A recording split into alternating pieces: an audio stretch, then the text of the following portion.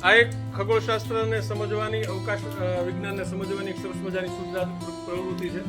ગ્રહો, નક્ષત્રો, ગ્રહોનું શું કામ છે, નક્ષત્રોનું શું કામ છે, અવકાશમાં છે એની શું અસરો થાય છે, એ અનુસંધાનની આપણે એક પ્રવૃત્તિ રમવાની છે. આ પ્રવૃત્તિ દ્વારા ખગોળશાસ્ત્ર એટલે કે એસ્ટ્રોનોમી છે એને સરળતાથી આત્મસાત કરી શકીએ એટલા માટેની આ પ્રવૃત્તિ છે.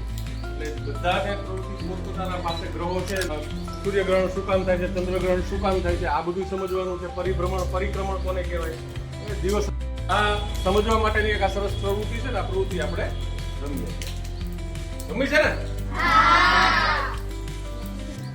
જો કે જમણી થી ડાબી તમારે તમારી ધરી ઉપર આમ ગોળ ફરવાનું છે, એને કહેવાય પરિભ્રમણ.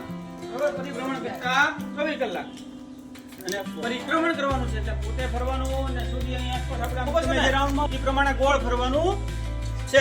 પાછું પોતાની ધરી ઉપર ગોળ ફરીને પાછું આવવાનું છે. બરોબર? સમજાઈ ગયું? ચાલો આપણે સ્ટાર્ટ કરશું. રેડી? 1.